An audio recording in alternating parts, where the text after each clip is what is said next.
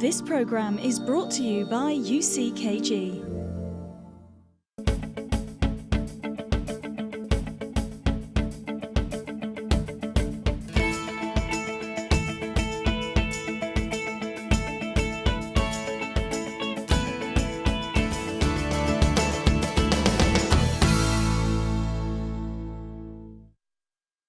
There's one thing that Richard said that related to me. It was independency. That's one thing I never had. I was never independent because my brother was a schizophrenic and my sister, she was involved in gangs. So I had no one to really look up to as an individual because they always was following or doing something that was not right. So there was no example there. And this led me to just follow what my friends do. And that was my biggest problems. That's how I came to the church. I wasn't like Richard. I wasn't here for girls or nothing like that. I actually wanted to change because I wanted to become an example. But I said I wanted to do that in my own way. But eventually, I just started to realize that I had to listen to one voice and become decided. And today, my life has changed. I'm working in Kensington, one of the richest areas in London, which is going amazing. It's really good. My family's changed, my friends have changed. I'm now with positive people, which is beneficial. And through that, through what I learned through the help of Richard, I've now passed that on. So I started to do the same. So I took Ty in. I used to go to his house, speak to his mum, become really close with him. So I developed him and I showed him what I learned. And this really helped him, and it helped me as well because I started to know what was wrong with him and I was able to go deep in. And then we started to help each other, we became very close, and the fruits show because now he's here and he's growing in his life. Good evening and welcome to tonight's Finding Answers. The topic for this evening is, you are your own worst enemy. Does that title ring true with you? Do you find yourself making mistakes, but never learning from your mistakes? Are you the proud type, the stubborn type that likes to try to find solutions for themselves, but you never actually find an answer? Maybe you do things trying to look for a solution and you kind of ignore everyone else's advice, even though those people around you, they may be older than you, have a bit more experience than you, but still, you never find an answer. If that's your case, then this is tonight's topic. You are your own worst enemy. And maybe you can see why things aren't going right for you.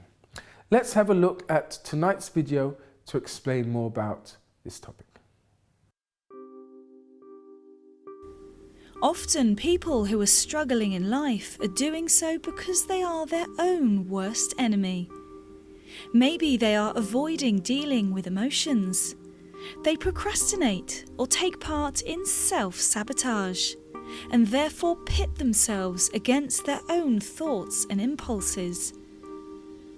But although we all make mistakes, a true self-saboteur continues to make matters worse by making increasingly bad decisions. Maybe you are obsessed with examining personal failures. Every morning you wake up thinking of all the bad things that happened the day before and all the possible negative things that this new day might bring. But focusing on the negatives and the what-ifs just means that you are being your own worst enemy. From now on, give the power of your thinking to the positive influences in your life, and they will grow stronger and more influential every day. Remind yourself what works well for you and why, and you will naturally find ways to make lots of other things work well. And in that way, you can stop being your own worst enemy.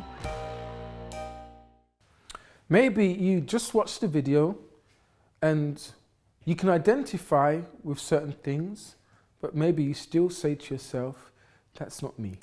No, I'm not like that. I listen to people. I don't make mistakes, or, I know whatever I do, or whatever road I take, or whatever options I choose, I always find an answer. But maybe the truth is you don't. You're not happy. You are your own worst enemy. You like to be pitied, right? You like people coming and giving you attention, and you like feeling sorry for yourself, but still, you're still quite a negative person, and everyone sees it except yourself. Can you, or can this type of person really get help? Can they really be helped? Well, hopefully this program tonight and what we're going to cover, the person who will be talking about their experiences, hopefully that just may shake you up and make you think again about the way you are. With me tonight, it's Frankie May. Hi, Frankie. Hi. How are you doing? I'm good, thank you. Do you know anyone who is like this type of person? Well, actually, I personally used to do this quite a lot in my own relationships. Something which I never really realised that I was doing, but now that I look back on it, I realised that I used to start arguments all the time because I'd been in quite a lot of relationships that have failed. Yeah. And so I used to, not intentionally, but I'd say something and then I'd push that point and I'd make it go further. And I wasn't trying to start an argument. And then when we would argue, I would sort of think, why are you arguing at me? And then I'd blame the other person. And then it would just, I don't know why I did it at all. Did you ever get to the root of why you did those things? I think it was a case of, as I said, I'd had relationships that had failed in the past, and I wanted to be the person that was in control of that relationship. I wanted to be the person who, if it was going to end, it was going to be on my terms. And just knowing that like I say, I wasn't doing it on purpose, but just having that control. But when I look back at it now, I think, why did I even say that? And I would think that almost immediately after an argument, after someone had stormed off, I would think, why did I say that? Why did I push that point? Even when I knew I was wrong, I kept pushing because I had to make that point, you know? So that's in relationships, right? Now, the thing is, there are a lot of people if you deal in the social work field, if you have to speak to the general public in your line of work, you, like us, will know that there are many people that come and speak to you from all walks of life, and you hear a whole range of issues and problems that different types of people, they go through.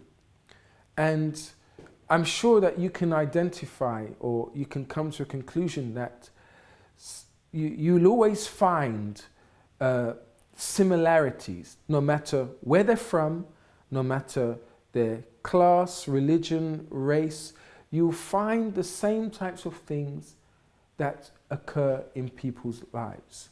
And no matter how much you try to help that person and say, look, this is the problem, I understand. Here is the solution. This is what you need to do. Yet again, people will ignore that, and they will think, you know what, no, it won't work with me. And they continue down that wrong way, that wrong path. It's like they come to you for help, but they don't want the help. They just want to suffer. Now, Frankie just said now that in her relationships, she, argued, she said certain things, she wanted to be in control, but then only afterwards, she realized, why did I say that? Why would I go and say what I said? Silly me. Maybe she realized that sometimes it was her fault, or maybe all the time it was her fault. But then, maybe that's your case. And the thing is, you haven't learnt from your mistakes. You don't think that you are wrong. And I know it takes two to tango, right? It takes two to have an argument. But then, it's not always the other person's fault. You have mistakes. You have your faults. If you don't, step back and consider why. Why are these things happening to me? It can't be everyone I meet. It can't be the government. It can't be everyone I date. So it can't be everyone. There must be a fault in me. There's something that I'm doing or what I'm thinking, the way I was brought up. It's something to do with me. So let me try to look at myself, ask advice, even ask my best friend, what do you see is wrong in me? And maybe you're even afraid of doing that because you don't want to hear the truth. And maybe your friend, even a total stranger that maybe has been talking to you, counseling you, know a bit about you, may even identify certain things that you need to change, but you don't want to hear that. If you really want change tonight, if you don't want to be your worst enemy, actually, you want to be your own best friend, right? You trust yourself, you know where you are, you know, your heart doesn't rule over your head, but you can trust in the decisions that you take in life. Then hopefully this program tonight will help you.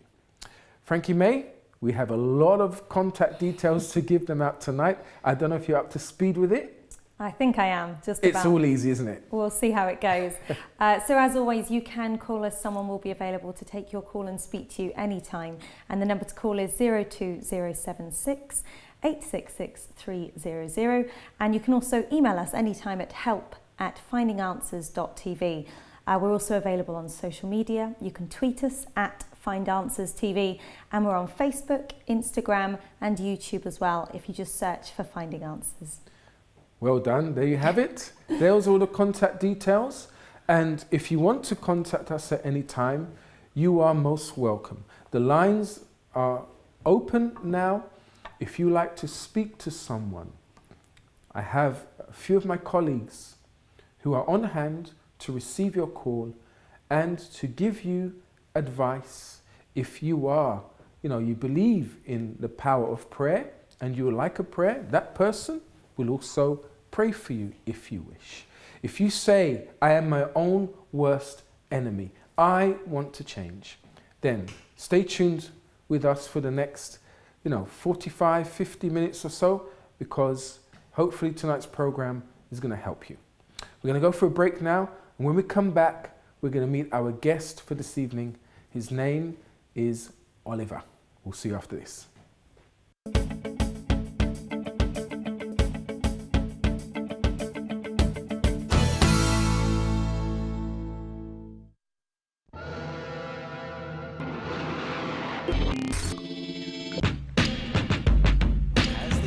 Steering killer drones searching for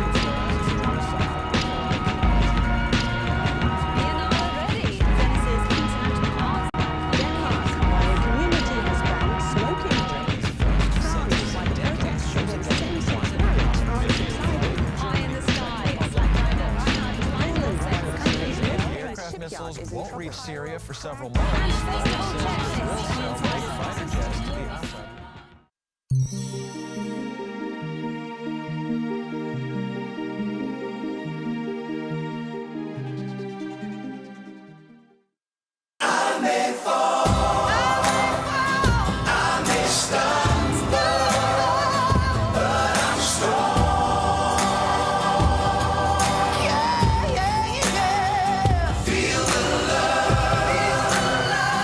Feel the power.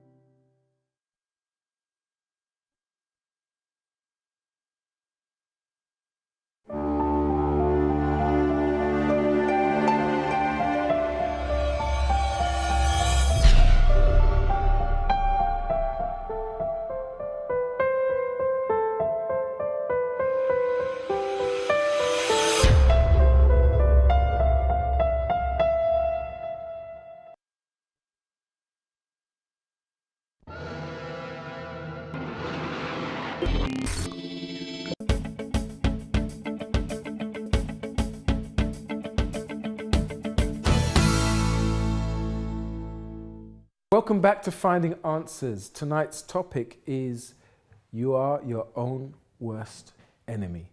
If you can identify with this topic tonight and you would like help, you don't want to suffer anymore. After all, there are so many people out there, so many situations and problems that come to us on a daily basis. Why would you want to add to all of that? So if you want help, if you want to be in control of your life and your decisions, then let's meet our guest for tonight. His name is Oliver Byaruhanga. Pushing me for the rest of the week, so it's like a boost. Things were really tight. Today, the way I see myself is completely different.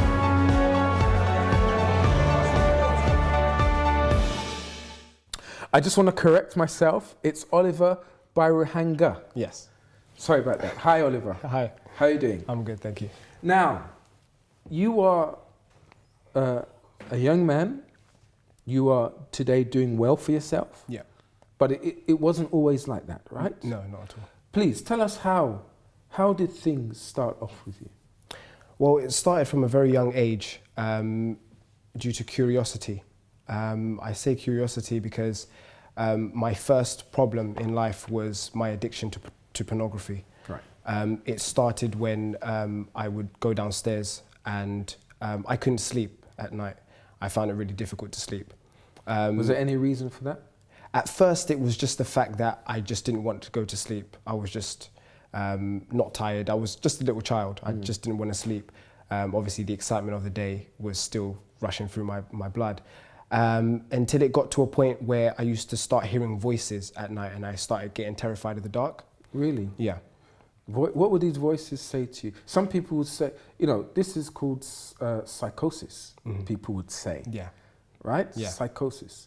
In your case, you'd hear these voices. I would hear these voices, yeah. Did you ever think you were crazy? You were mad hearing these voices? At one point I did. And I was more or less 10 years old at the time. What would a 10-year-old be doing hearing voices? What problems did you go through at 10 years old to hear voices? Yeah. To be labelled psychotic? Exactly, yeah. I will explain about that later on. But you used to hear these voices? I used to and hear what these did these voices, voices used to say to you?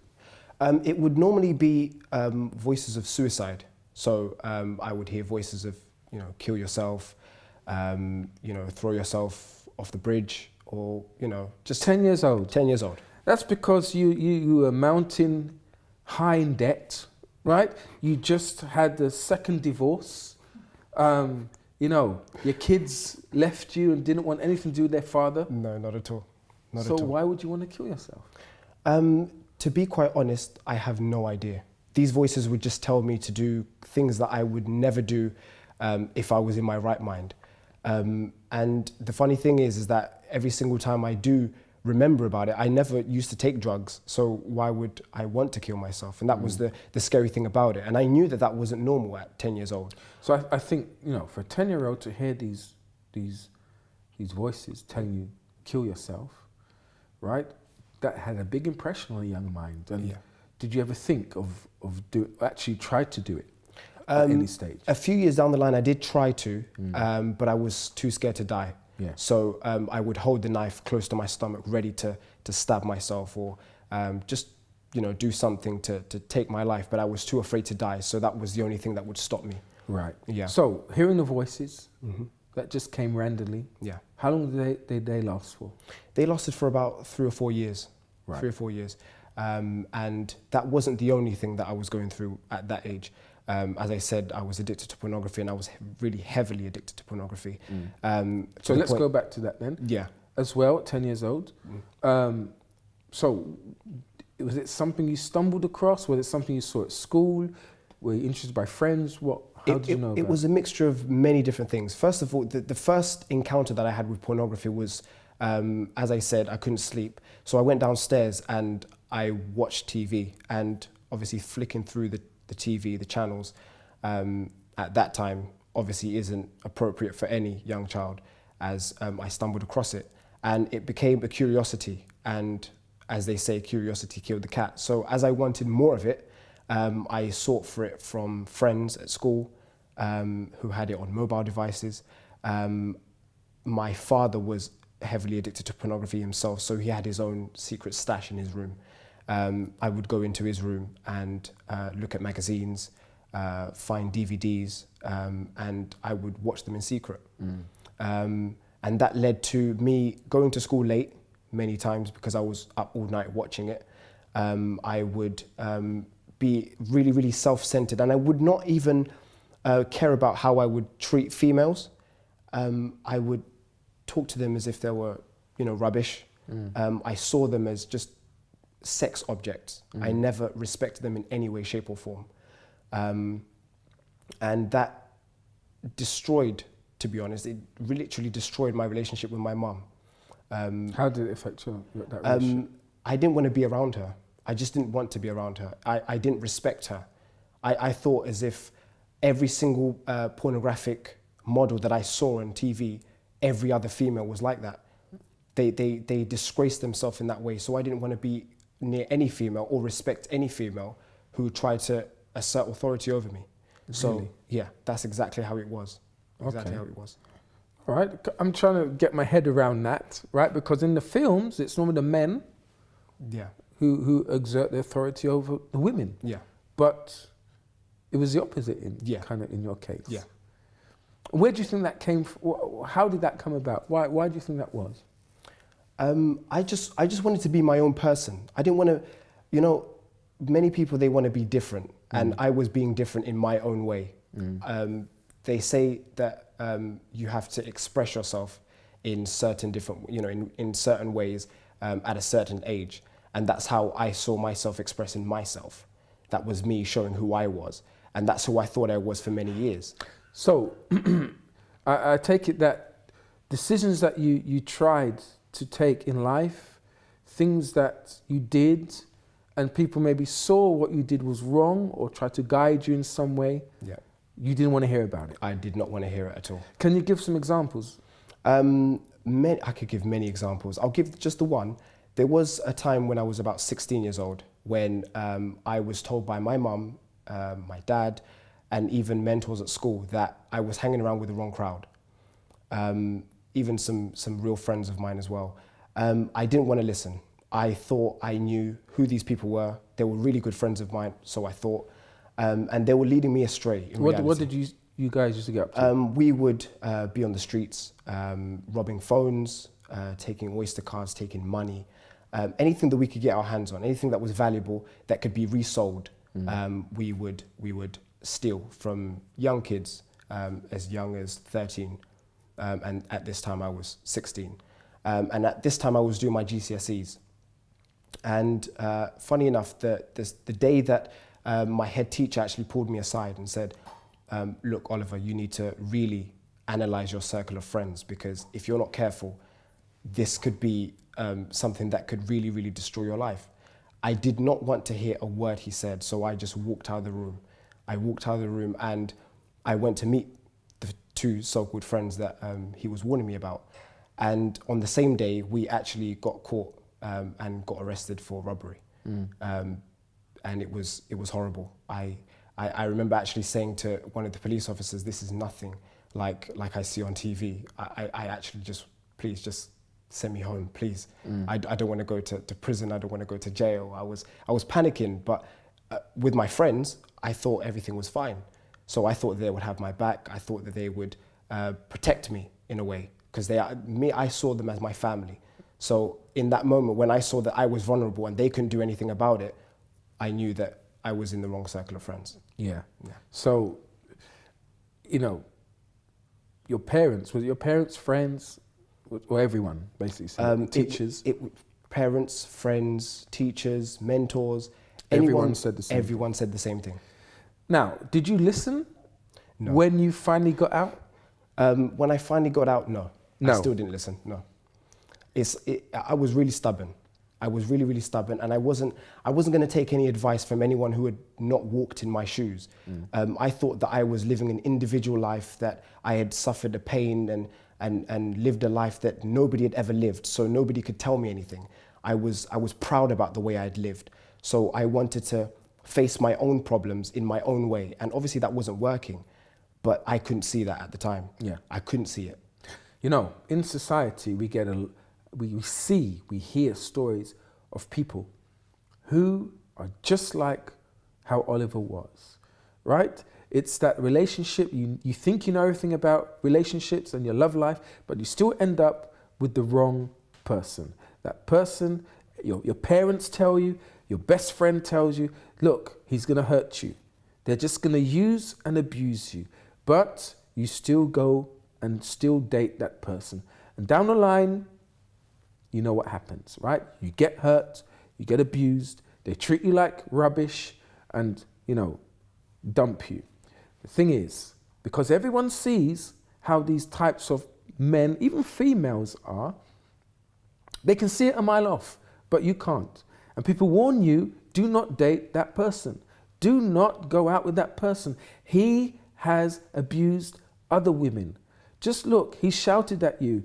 Don't go down or get to the next level in this relationship. It's not gonna work. But you say, I want to, I will. He's not like the others. Same thing happens again. And maybe you've gone and been in these relationships for so long, so many times, you've decided, you know what, to hell with it. And you start drinking. You start, you know, losing respect for yourself, like the topic yesterday. You don't think you can ever be happy, and you know, you lose all your value. And that's where you are today. I could say the same thing for health issues. People told you, you know what, it's not good to eat certain foods, you're drinking, you are smoking, you're taking recreational drugs, it's all fun, and people are warning you, but then what happens? Something serious happens, and now you are sick. You're diagnosed with an incurable disease, a cancer. You know, you were helped, you had to have that operation, you were not the only one who went through this pain, you took your family along with you as well on this journey, but now you're kind of okay. They've warned you, don't smoke again, don't touch alcohol again, start eating right, but still you do the same thing. When are you going to learn your lesson? When are you going to listen to other people for once in your life? Maybe there are people who just know a little bit more than you. They have a little bit more experience. You know, don't be your worst enemy, right? There are people who love and care about you. So, as Oliver said, he was very proud. The only way to end the hurt is to be just a bit humble and listen to other people's advice. So, Oliver, that was you. That was me. Was there anything else that you went through, other problems as well that you went through? I went through a lot of spiritual problems. Spiritual problems in the sense of, like I said before, I wasn't able to sleep. And a few years down the line, I became a victim of witchcraft. And it may sound superstitious, it may sound weird and strange to those who have never, you know, been a victim of it or have never seen it before, but it was very much real to me. And it was a case of my dad's girlfriend, because my father was quite a womanizer, and his girlfriend was quite jealous of me. She didn't want anyone to get in between the relationship she had with my father. And what happened was that we went on holiday, we went on a family holiday, and I ended up touching an electric cable that was actually live. And I remember just collapsing and just being electrocuted for as long as I can remember. And my sister came into the room and thought I was joking. I remember her coming into the room and saying, "Oliver, are you for real? Are you being real right now?" I was like, "Yes, please go and get some help." I remember saying, "Go and get some help," and I was still, you know, I was still on the floor, and she just walked away. And I just remember waking up, and I was crying. I was just crying, and I came downstairs, and my finger had blown up, had literally blown up. And what finger was it? It was this finger here. Okay. Yeah. Is that a scar still? That's a scar, yeah. That's a scar. I can't even put my fingers straight. Really? Yeah. Okay. Yeah. So after that, my dad ended up telling me that it was because of the girlfriend that he had, and he ended up kicking her out of the house and stuff, because obviously he found out exactly what he had done, what she had done to me. And it was just a mess. Everything was a mess. You could have lost your life? I could have lost my life, yeah. The doctor did actually say that I died for about 5 minutes before I was actually resuscitated somehow, miraculously. Really? Yeah. So you woke up and that's when your sister came into the room? No, I woke up after my sister came into the room. Right. Yeah, okay. so she had walked away, and I was left in the room for another couple of minutes or so, and then I died for about 5 minutes. Really? Yeah. Wow. Yeah. Now, you mentioned witchcraft. Yeah. Some viewers may not believe that this exists, but there are people, you know, in some cultures it's called witchcraft. In others, they say it's white magic. Others say it's voodoo. Some say obia. Some say juju. There are, wherever you are in the world, every culture has a name for it. And it's basically dealing with the occult, right? The dark forces, dark spirits that are around us and want to do harm. And there are people that go to people who are experts in these things, that deal with the occult. And they will actually invoke spirits, as you probably see in the films. You know, Hollywood is Hollywood, but still, you know, there's some truth to what we see in these films. So people go to these people, pay them to want to hurt other people. And that's what your dad's girlfriend? Girlfriend, yeah. Did, yeah. Right? Mm-hmm. I don't know if it was to get at you or your mum, but basically you nearly died. I nearly died, yeah. Okay, serious stuff here, right? If you believe in this stuff, right? Even if you don't believe in it, if I don't believe in it, then it won't touch me. Wrong. Trust me what I'm saying that, because there are lots of people who say the same thing, but yet they have been victims of it. And only when they came to God, they realized that, you know what, this stuff is real. It is true. So even if you don't believe in it, you need protection, okay? You need protection from these things, and only God can do that. We'll explain more about it later on. After the break, Oliver, you're going to tell us the worst moment of all of this, of your life. Even though you were proud, stubborn, right? You still suffered a lot. Yes, I did, yeah. Okay, we're going to go for a break now. When we come back, you're going to hear the rest of Oliver's story. We'll see you after this.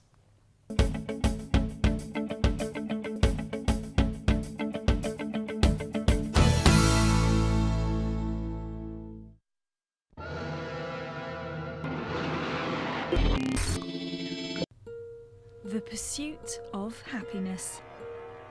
What will make you happy? Success? Fame? New shoes? Financial security? Love? Education? Independence? Family?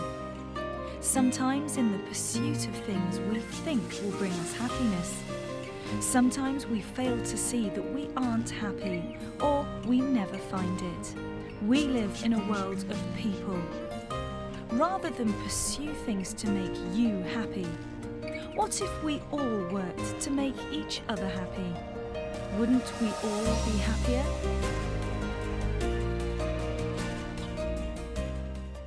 This is your UCKG timetable. We are open 7 days a week, helping you to make a new beginning. Monday, a meeting focused on achieving more in your financial life. Tuesday, prayers for healing. Wednesday, a meeting teaching you to develop in your spiritual life. Thursday, a special prayer for the family. Friday, a service for your spiritual deliverance. Saturday, Find the One, a service specifically tailored for your love life. Sunday, Reconnect with God, the main meeting for your spiritual strength.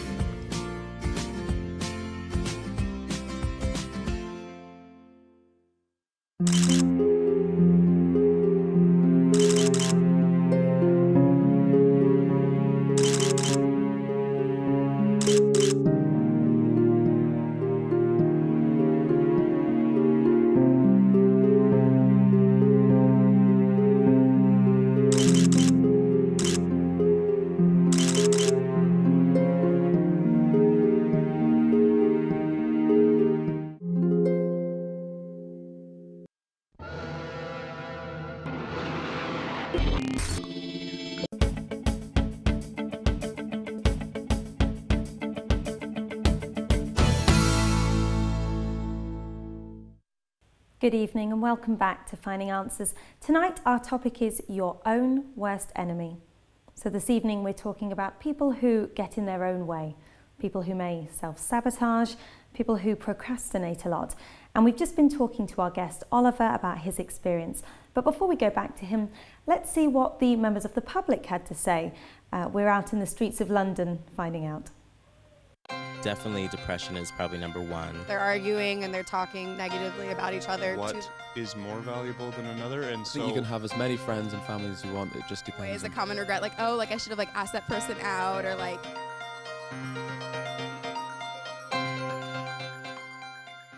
Hi, I'm Chika here on Streets of London for Finding Answers. Tonight's topic, we're talking about being your own worst enemy, and that's just what I'm going to be asking the general public, giving them a little quiz also to find out if they are and seeing what they think about the topic. Let's see what they say. In your opinion, what do you think are signs that someone is their own worst enemy? I think from a personal experience, I mean, I have the ability to just sleep all morning, and that sort of means that, like, for example, today I didn't get up until 11. And it means that, you know, you sort of waste 4 or 5 hours of your day where you could be up doing something, you know, and actually achieving something rather than, you know, doing nothing really. Their own worst enemy. I think someone that constantly puts themselves down and is always negative, like pessimistic about everything. I think that's your worst enemy to yourself. You know, if you put a smile on, you're going to feel better straight away. This is difficult because I'm trying to think about myself now. I think procrastination, not ticking off your to-do list, leaving things till next week or next month. I think it's just time. I think just the way you use your time can be your worst enemy. When they're not happy within themselves, and when they get frustrated, when they get annoyed. Okay, so now we have a quiz for you, the self-saboteur quiz. You can answer yes or no. Question number 1. You never go to bed on time, even though you know you need to be up early. Yeah. Yes. Yes. Definitely. Yes. Yeah. You hit snooze on your alarm every morning, even if you're running late. Yeah, definitely. Yes. I don't have an alarm clock, so no. No. You buy things you really don't need with money that you really do need. Yeah. No. No, I'm quite good at budgeting. No. You ambitiously buy lots of healthy food even though you don't end up eating it. Yeah. No, I'm really healthy. No. No. Okay, and the results are in, and unfortunately it shows that you are your own worst enemy. Oh well, you know, that's how it is, I guess. Are you surprised? No, not at all. With the results, you passed. You are not your own worst enemy. Congratulations. That's great news. Your result is that you're not your own worst enemy, so congratulations. You are not your worst enemy. Oh, okay, yeah. Congratulations. Thank you. Well, I'm certainly glad I wasn't doing that test because I'm pretty sure that I would have failed. I'm sure we've all hit the snooze button more than once in our lives. So Oliver, coming back to yourself, I just had a quick question before we go back to Michael. Obviously, quite often people tend to self-sabotage because they have a lack of confidence. Maybe it is an experience that they've had when they're young. You know, if someone's always told you that you're a lazy person, if your parents have told you, for example, then you do become quite, you know, you think you're not worth anything. Do you think anything like that was a factor for you? I would say so, because I don't know if I mentioned before, but the relationship between my father and I wasn't that great. So he would put me down a lot. And I wouldn't blame him for what happened to me, but I would say it did play a part in it because of the influence that he had on me. I lived with him for most of my life, and everything he said to me, he was the only role model that I had, to be honest. And everything that he did say to me was quite effective in the way I behaved. So I would say that, yeah, it does. So Oliver, yes. You, with everything that you went through, there was still a really bad moment that happened to you, right? Yeah. Mm-hmm. The worst point, it wasn't an incident that took place as such, but something that your mum said to you. Yeah, exactly. Right? Can you explain about that? So, like I mentioned before, I got arrested on a particular day, and it was actually on the day I done my GCSEs, one of my GCSE exams. I got arrested and I slept in the cell overnight. And when I returned to my mum's house, I was quite surprised that she wasn't shouting and screaming as I was expecting. So I had gone into the next room to get a glass of water, and I returned and I forgot to ask her something. So I called out her name. I said, "Mum." She turned around and she said, "Look, stop. I don't want you to say it. I don't want you to say that again. Never ever in your life again call me mum." And that literally destroyed me. It tore me apart. I felt abandoned. I felt completely alone because, like I mentioned before, I saw my friends as my family, and they were as vulnerable as I was because they had been arrested as well. So the next family in line for me was my real family. And to be disowned by my mum in that moment, I was literally alone. And that tore me apart. It was horrible. Right. Now, some people may view that as quite harsh. What a, bad parenting skills. Others may say, you know what, it was quite good because you needed that in order to wake up. Yeah.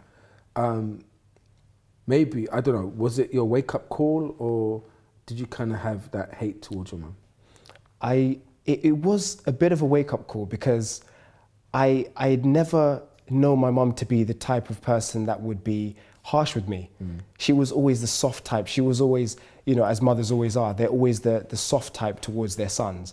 They've always got a soft spot. And that moment, when she showed me some sort of authoritative behavior towards me and had literally taken a stand against what I was doing, I was like, wow, maybe I should listen to her, because probably the next thing that she could say could actually help me. Yeah. So from that moment onwards, I did actually have a change of heart and a change of life as well. Really? Yeah. Was that the kickstart to the change? It was a kickstart to the change, to be honest, yeah. So tell us then, as usual, we talk about how a person's faith in God helps them to, receive healing, get the ball rolling for change in their lives. They stop living a certain life and now they've progressed in life. So how did faith help you? Well, my mum had always been a person of faith. From a young age, she would, always pray for me, teach me how to pray. And I never really took it serious up until the moment, she said what she said. I'd known that she'd been someone who had always put God as the center part of her life, someone who would always put God first in everything that she'd done. And as I had, obviously just left the prison cell and I had gone through everything that I'd gone through, she, the next day she actually told me something. She said, "Look, if you want, let's pray together." So let's pray together. And I said, okay, but I don't know what a prayer would do for me in this moment, because right now I'm on bail. Nothing is going to help me at the moment because I know that I committed the crime and, they're probably going to find out. She said, "Look, just give it a try. You've got nothing to lose. You've got absolutely nothing to lose." So I said, okay, let's give So this a she try. shook you up a bit. Yeah. By saying, don't call me mum. Yeah. Right? Slapped you about a bit, right? Yeah. Got you a bit scared. But then said, son, let's pray. Yeah, exactly. Let's try it. Exactly, yeah. And to be honest, I respected that a lot. I respected that a lot because it taught me something that I had never known before. To believe in things that you've never seen before. To believe in something that you've never tried before. I'd always been a person that would always knock off things that I'd never tried. Sushi was one of them. I'd never tried sushi in my life, but I tried it and I liked it.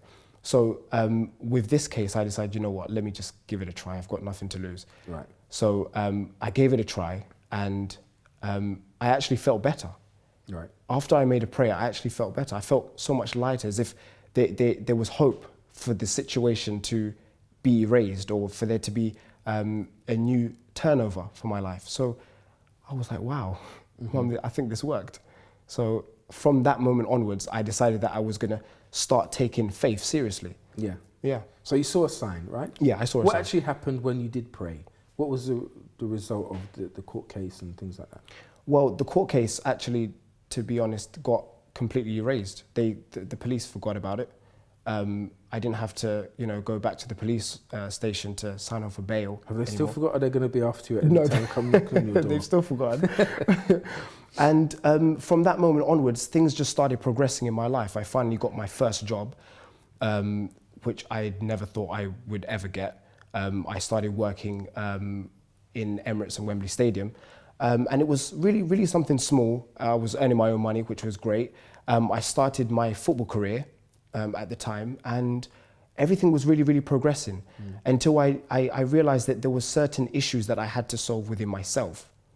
I knew that as things, the external things were changing, but the internal me, as the topic says, I was my own worst enemy. So I had to fix within myself. I had to be honest with myself and say, look, you are the problem here. So how did your belief or faith in God kind of help you with this? Realizing your own worst enemy and actually doing something to change. The first thing that I had to do was realize that if one thing can happen after something that you've never tried before, for example, the prayer I had never done before. So because I had done something different, so it showed me something different as well. I got a different result from something that I was looking for. So I thought to myself, you know what, let me give this a try over and over again and see if I keep on getting different results by doing something different. So as I came to realize, God is real. Yeah. So I thought, you know what, let me just keep on giving this a go. And the first thing that I had to change was my circle of friends. I couldn't, want to be someone positive or do something positive with my life with the same negative friends that I had. And that was the first change that happened. And as I changed my circle of friends, I started hanging around with more positive people who were pretty much of the same faith. And what I started learning from them was things that I never understood before, things that I thought were fairy tales. And as I started putting what they said into practice, I was like, wow, this is incredible. I've never seen anything like this. So now you're a believer in God? I am a believer in God, yeah. Right? Yeah. How is Oliver today? What's he doing with himself? Well, today I'm a technology operations trainee for the Greater London Authority. So I work for Boris Johnson. I never thought I would get a job like this, never in my life. I'm completely happy on the inside. I no longer hold any resentment or grudges towards women. I respect women, of course. I just have inner peace. Right. Inner peace, just a happy person in general. So no more like sleepless nights, spiritual attacks? Nothing at all. Nothing like that? Nothing at all, no. Okay. So that's the power of faith and what it can do? That's the power of faith. Great. Thank you very much for coming and sharing your story with us, Oliver. No worries. Now, we're going to go for a quick break. And when we come back, as usual, we'll be saying the prayer, all right? Prayer, as Oliver said, it's believing in something that you can't see, but you have the assurance that you will get the results. Join me after the break for the prayer.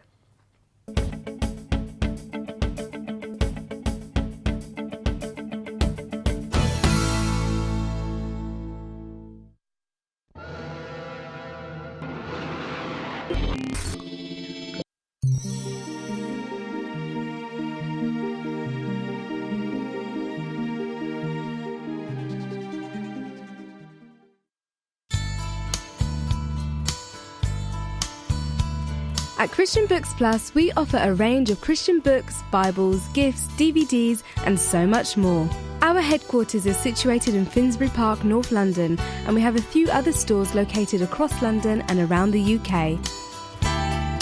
Our aim is to provide you with inspirational reads and beautifully packaged gifts that will enhance and strengthen your walk with God. However, if you prefer, you can shop from the comfort of your own home. On our newly revamped website, you can find the full range of products that we sell, from children's stories to Christian music. Purchasing from us is simple and easy. Select what you'd like, add it to your basket, fill out your details and proceed to the payment section, where you'll be able to make your purchase securely and have all the items delivered right to your door. We strive to provide the best service at all times, with staff that are warm, friendly, and always ready to help.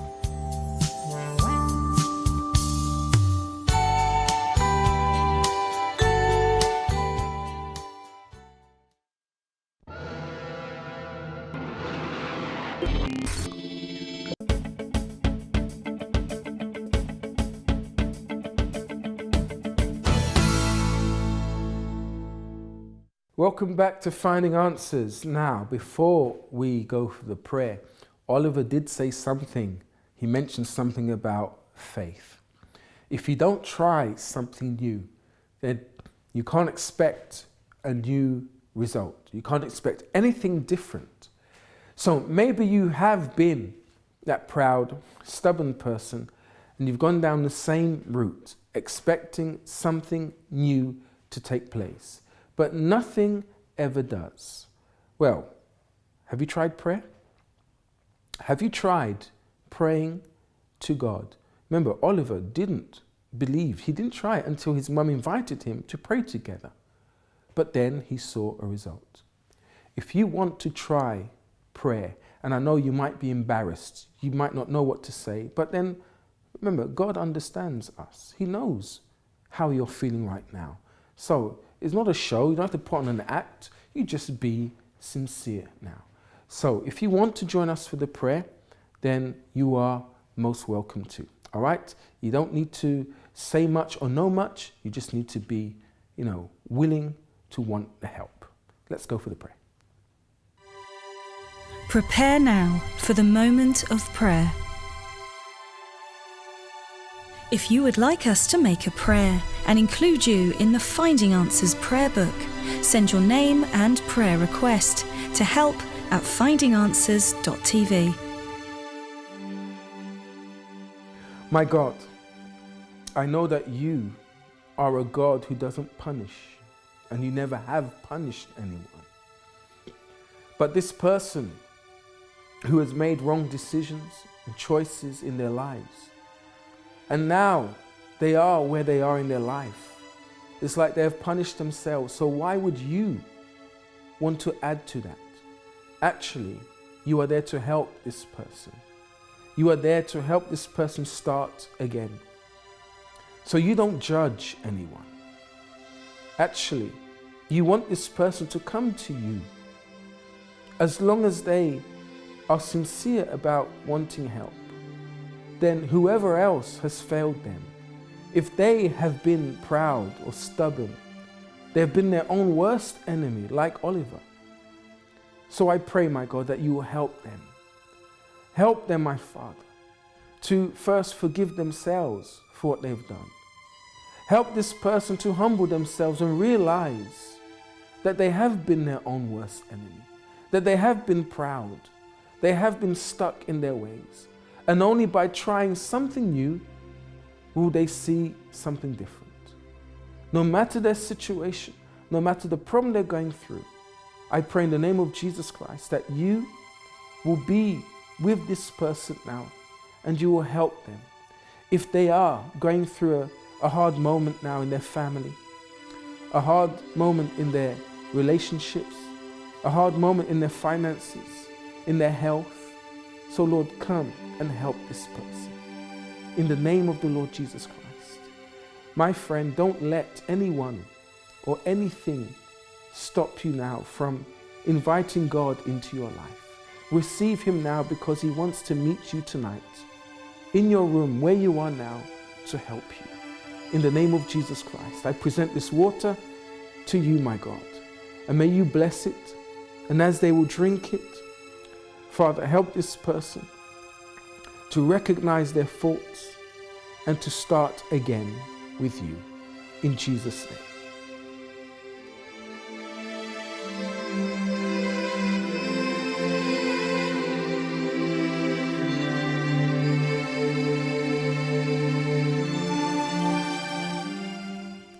Okay, the best advisor, the best one you can ever listen to is God himself. Even though there are people that love and care for you, but remember, God is always there to listen to your problems, okay? If you want to pray, you can continue. You can say a short word with him in your own personal time at any time, but he'll be there to listen to you. All right, until the next time, have a wonderful night. Bye-bye.